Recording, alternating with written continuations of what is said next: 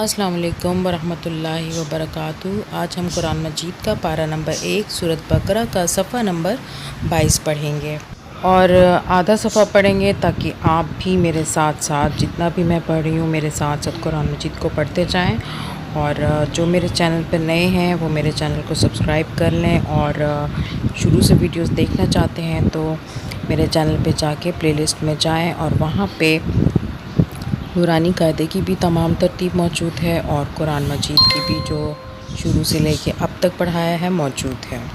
Subscribe کریں، bell icon کو press کریں تاکہ میری جتنی بھی ویڈیو کی اپڈیٹس آپ تک پہنچتی رہیں، اور ویڈیو کو پورا دیکھا کریں، پورا پڑھا کریں۔ اللہ تعالی ہمیں روزانہ قرآن مجید کو صحیح طریقے سے اور ترجمے کے ساتھ پڑھنے کی توفیق عطا فرمائے، اور زیادہ سے زیادہ شیئر کریں۔ صدقہ جاریہ سمجھ کے جتنا زیادہ شیئر ہوتا جائے گا اللہ تعالی ہم سب کو اس کا ثواب دے گا، اور ہم کو ہمارا ثواب جو ہے وہ صدقہ جاریہ کی صورت میں چلتا رہے گا۔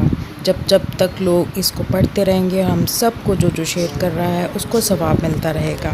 سمجھ نہ آئے تو آپ کمنٹ کر کے مجھ سے پوچھ سکتے ہیں۔ چلیں شروع کرتے ہیں۔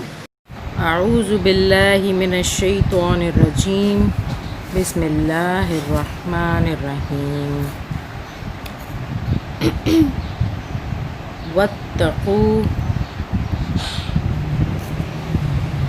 یوما لا تجزی نفس عن نفس شیئا ولا يقبل منها عدل ولا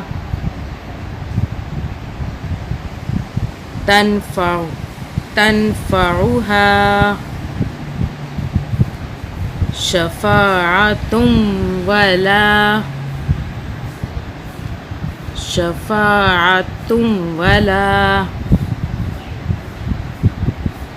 هم ينصرون۔ وَإِذِ ابْتَلَىٰ إِبْرَاهِيمَ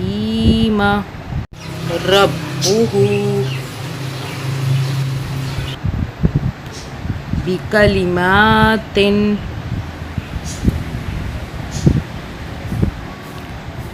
فَأَتَمَّهُنَّ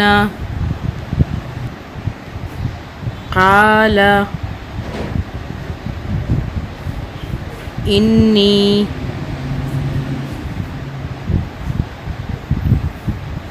جَاعِلُكَ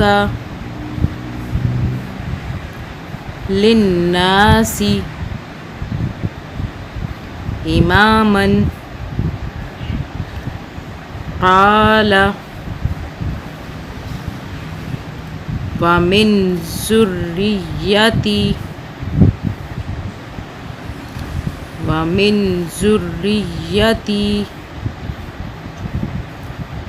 قَالَ لا ينال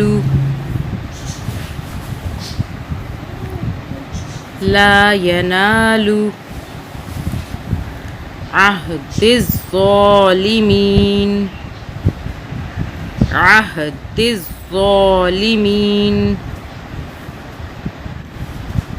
وَإِذْ جَعَلْنَا الْبَيْتَ مَثَابَةً لِلنَّاسِ وَأَمْنًا۔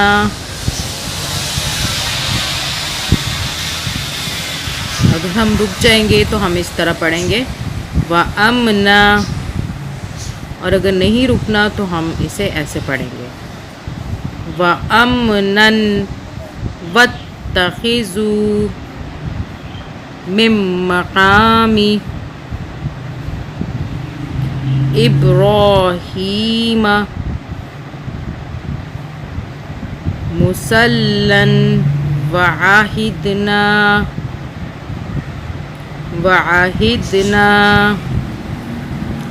إِلَىٰ إِبْرَاهِيمَ وَإِسْمَاعِيلَ أَن طهر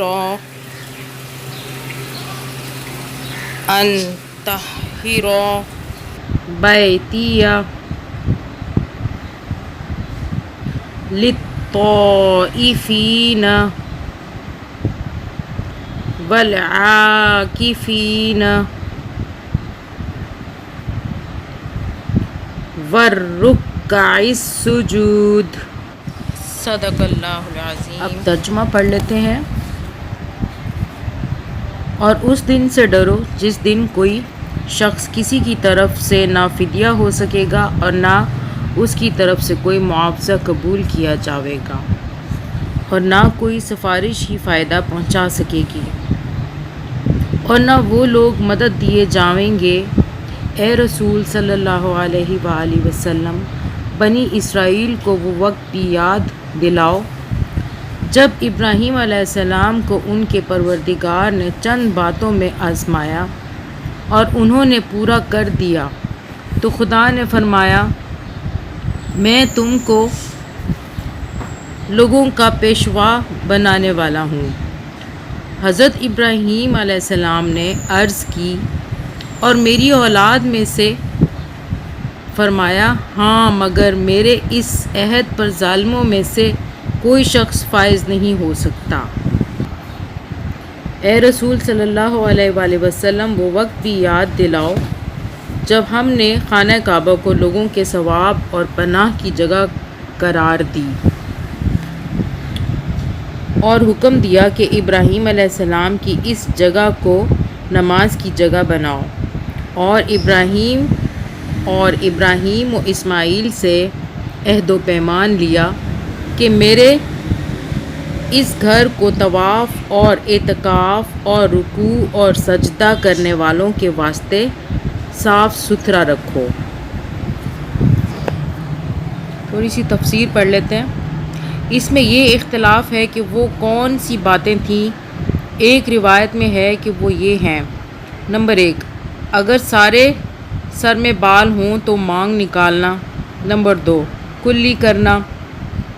نمبر 3، ناک میں پانی دینا 3 دفعہ۔ نمبر 4، مسواک کرنا۔ نمبر 5، مونچھوں کا کٹوانا۔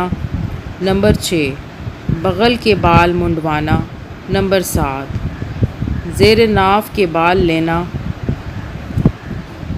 نمبر 8، ختنہ کرنا۔ نمبر 9، پانی سے استنجا کرنا۔ نمبر 10، ناخن کٹوانا۔ انہی باتوں کا نام سنت ابراہیمی ہے۔ اس آیت میں خدا نے 2 باتوں کا فیصلہ بہت واضح طور پر فرما دیا ہے۔ ایک تو یہ کہ کوئی شخص بغیر خدا کے مقرر کیے ہوئے کسی کا پیشوا اور امام ہو ہی نہیں سکتا۔